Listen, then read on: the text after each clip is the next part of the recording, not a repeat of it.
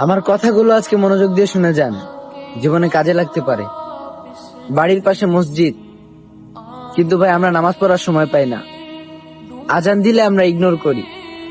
সবই এই জামানার সাথে তাল মিলিয়ে চলার চেষ্টা করি।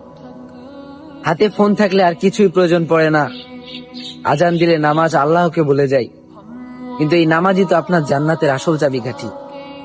এটা কি মাথায় রাখতে পারি না ভাই? আপনি যেই মোবাইলের পিছনে আপনি সময়টা নষ্ট করছেন, এই মোবাইল আপনাকে জাহান্নাম ছাড়া অন্য কোথাও নিবে না। ঘরের কিনারে মসজিদ, 5 ওয়াক্ত নামাজ সময় মতো পড়তে পারি না, কিসের মুসলমান?